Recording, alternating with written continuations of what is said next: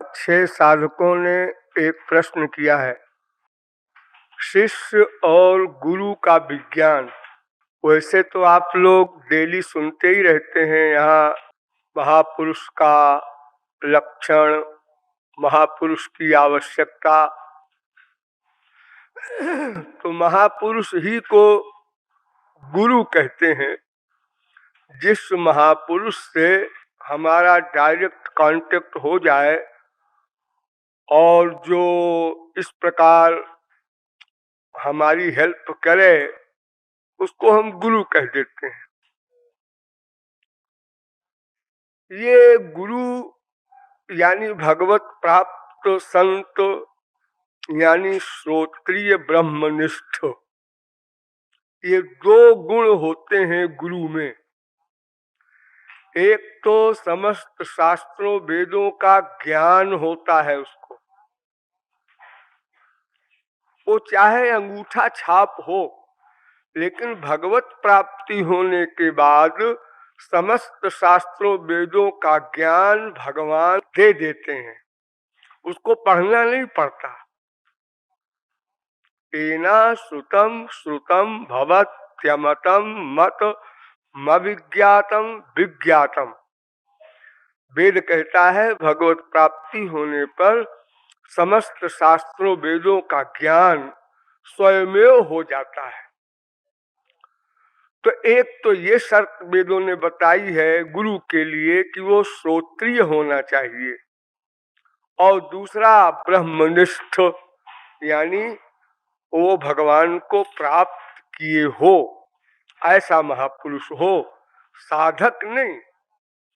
साधक तो माया के अंडर में होता है।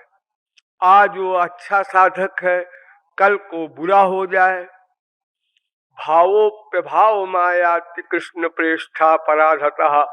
भाव भक्ति पर जाकर भी किसी साधक का पतन हो सकता है, भाव भक्ति पर।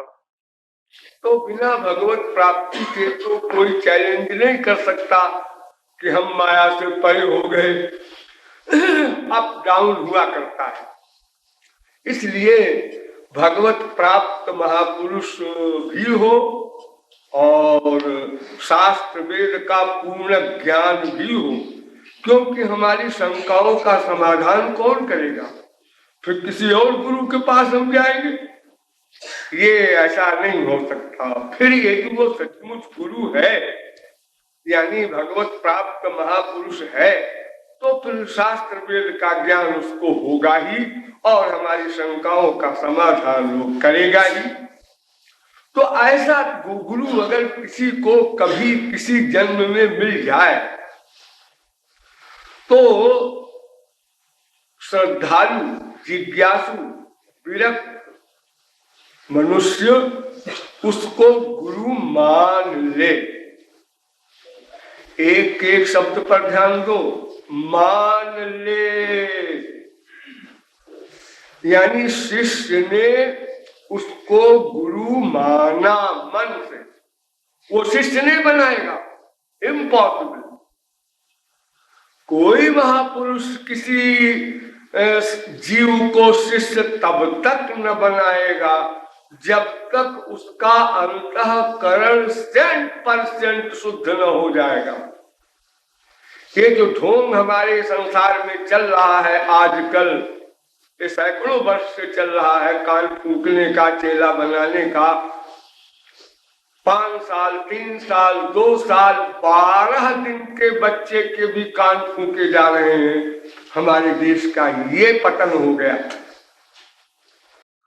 ये जो कान फूकना होता है यानी कान में मंत्र देना, ये मंत्र क्या है? ये भगवान का नाम है। जैसे संस्कृत में हम कह देते हैं राम रामाय नमः, क्लीं कृष्णाय नमः, नमो भगवते वासुदेवाय। ये सब गुरुओं के मंत्र हैं। इनका मतलब क्या है? वही मतलब, हे भगवान आपको नमस्कार है, श्री कृष्ण शरणम मम, एक संप्रदाय का ये मंत्र है, मैं आपकी शरण में हूँ। तो क्यों जी, अगर हम हिंदी में बंगाली में, पंजाबी में, मद्रासी में यही बात कह दें कि हे श्री कृष्ण हम आपके शरण हैं, तो भगवान नहीं सुनेंगे। वो भी भाषावादी है क्या? संस्कृत में बोलोगे तो हम सुनेंगे। अरे वो तो भावग्राही जनार्दन, वो तो भावग्राही हैं। फिर हम ये गुरुओं से क्या लेते हैं कान में, उनसे पूछते क्यों नहीं, गुरुजी आप क्या दे रहे हैं? मंत्र। कैसा मंत्र? अरे भगवान का नाम। तो भगवान का नाम तो गुरुजी हमारे इंडिया के गधे भी जानते हैं, राम नाम सत्य है, कौन नहीं जानता। यहाँ तो मरने के बाद नारा लगता है, सबको पता है। आप मेरे कान में क्या दे रहे हैं? अरे देखो बेटा, इस मंत्र में अलौकिक शक्ति है। अच्छा, ये बात है। ये हमारे गुरुजी के गुरुजी के गुरुजी के गुरु का है। हाँ हाँ ठीक है। तो वो जो अलौकिक शक्ति इस नाम में है, वो अलौकिक शक्ति राम श्याम नाम में नहीं है। अगर आपके द्वारा दिए हुए कान के मंत्र को न जप करके हम हरे राम जपें, गोविंद जय जय गोपाल जय जय बोले, तो उसमें वो शक्तियां नहीं है। अब गुरु जी को चुप होना पड़ेगा, क्योंकि शास्त्र वेद कहते हैं कि प्रत्येक भगवान नाम में भगवान बैठा है, उसकी सारी शक्तियां निहित हैं। नाम नामकार बहुधा निज सर्वशक्ति तत्रार्पिता नियमित स्मरणेन काला। और अगर गुरु जी कहें हाँ हाँ, और भगवान नाम में शक्ति नहीं होती जो गुरु के दिए हुए नाम में होती है। अच्छा ठीक है, तो फिर गुरु जी दीजिए हमारे कान में। और अगर हमारे कान में दिए हुए मंत्र का प्रभाव हमारे ऊपर न पड़ा, तो फिर 50 चप्पल लगाएंगे गुरु जी आपको। तैयार हो जाइए पहले से, सिर से पगड़ी वगड़ी टोपी ओपी हटा के तैयार होके बैठिए। आपको ये सिद्ध करना होगा कि हमारे गुरु के दिए हुए नाम में अलौकिक शक्ति है। जैसे ही तुम्हारे कान में जाएगी, परमानंद का अनुभव होगा, माया चली जाएगी। अब गुरुजी या तो भाग जाएंगे रात को वो स्थान छोड़ करके, या तो आपसे माफी मांगेंगे। इतना नष्ट नाश कर दिया हमारे देश का इन पाखंडियों ने कान फूंक फूंक करके। और ये मूर्खों को देखो जो कान फुकाते हैं, ये पूछते भी नहीं कि आप क्या दे रहे हैं। भगवान का नाम, ये तो हमको मालूम है पहले से। आप क्या दे रहे हैं ये बताइए। थियरी की नॉलेज भी उनको नहीं है, बेचारे क्या देंगे वो। वेद शास्त्र का नाम नहीं जानते। तो हम पहले गुरु किसी को मानते हैं, वो शिष्य नहीं बनाएगा, हम उसको मानेंगे। मान के नंबर 1 थियरी समझेंगे, तत्व ज्ञान, जीव क्या है, माया क्या है, भगवान क्या है। ये मत कोई सोचे कि हम तो प्यार करेंगे, हमको तत्व ज्ञान की क्या जरूरत है। बिना तत्व ज्ञान के आपका प्यार 1 सेकंड में ढह जाएगा। और प्यार फैक्ट में होगा ही नहीं। आप लोग इतने यहाँ बैठे हैं, बताइए जब आप पैदा हुए तब से इतने बड़े हुए, आपको क्या मालूम था राधा कौन है? अगर इतनी गहराई से न समझाया जाता कि राधा तत्व क्या है, तो राधे नाम लेने में आपको वो आनंद कहाँ मिलता जो इस समय मिल रहा है। श्री कृष्ण कौन है, अगर ये न समझाया जाता, तो आज उनके प्रति जो आपकी आस्था है, अनुराग है, वो कितना कम होता। अगर आपको समझाया न जाता कि भगवान और महापुरुष योग माया से कार्य करते हैं, इसलिए वो माया का कार्य करते हुए माया से परे रहते हैं। अगर ये फिलॉसफी आपको न समझाई जाती, तो आप कहते क्यों जी, शंकर जी को भी माया लग गई, पार्वती को भी लग गई, गरुड़ को भी लग गई, सबको लग गई, तो ऐसी भगवत प्राप्ति को दूर से नमस्कार। हम भगवत प्राप्ति करके क्या फायदा उठाएंगे, फिर तो हमको भी लग जाए। तो तत्व ज्ञान बहुत आवश्यक है, नॉट ऑल ऑलस। गौरांग महाप्रभु ने कहा कि आलस्य मत करो, तत्व ज्ञान प्राप्त करो। तो पहला काम गुरु करेगा कि हमको तत्व ज्ञान कराएगा।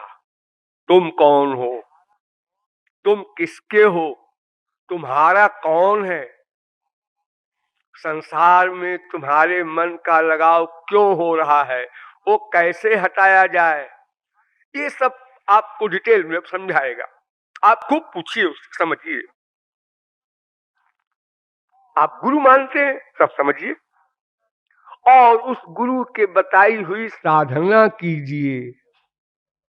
अभी वो शिष्य नहीं बना रहा है, आप गुरु बनाए हैं, बनाए रहिए। क्योंकि अगर आप गुरु नहीं बनाएंगे तो उसकी बताई साधना में विश्वास नहीं करेंगे, तो फिर साधना नहीं करेंगे, शरणागति नहीं होगी, तब फिर गुरु योगक्षेम वहन नहीं करेगा। आपकी शरणागति की लिमिट के अनुसार ही गुरु योगक्षेम वहन करता है, संभालता है। तो इस प्रकार साधना करते समय भी वो गुरु हेल्प करता रहेगा आपकी। और फिर जब अंतःकरण शुद्ध हो जाएगा तो वही दीक्षा देगा, चाहे कान में से दे दे, चाहे आंख से दे दे, चाहे चिपटा के दे दे, चाहे फूंक मार के दे दे। 50 तरीके महापुरुषों ने अपनाए हैं अनादिकाल से अब तक। अरे देना है किसी बहाने दे दो, एक घूसा मार के दे दो, देना है। उसमें तो कोई आवश्यक नहीं कि काने से दिया जाए। गौरांग महाप्रभु ने कईयों को ऐसे ही दिया, चिपटाया दिया, किसी महापुरुष ने आंख से आंख मिलाया दे दिया। तो ये अपने अपने तरीके हैं, देना है जब तो ले लो, कैसे दे लो। और इस बीच में नंबर 2, इस बीच में अगर किसी को पता चल जाए कि मेरा गुरु सही नहीं है, इसको भगवत प्राप्ति नहीं हुई है, हमने समझ लिया हम भोले भाले थे तो हमारे बाप भी गए कान फुकाने, हम भी चले गए, हमारे पति देव गए तो हम भी चले गए, इत्यादि बहुत से कारण ऐसे भी होते हैं कि भाई जबरदस्ती चलो तो मंत्र ले लो गुरु जी से। जो मंत्र नहीं लेता उसके हाथ का पानी नहीं पीना चाहिए। ये वही गुरु लोग प्रोपेगेंडा करके कानों में दिमाग में भर देते हैं आप लोगों को। तो ऐसे किसी कारण से, भोलेपन से, अजीब अल्पज्ञ तो ही है, कौन शास्त्र वेद जानता है कि महापुरुष की पहचान किसी को मालूम है। अगर ऐसा कहीं गलत गुरु बना लिया है तो लड़ाई झगड़ा न करो उससे, चुपचाप अलग हो जाओ, उदासीन हो जाओ, न उससे प्यार न खार। ये ध्यान रखना संसार में कहीं द्वेष न होने पाए। उसने हमको धोखा दिया है, ठीक है, तुम भी तो धोखे में आए हो। धोखा देने वाला अपराधी है तो धोखा खाने वाला भी तो अपराधी है।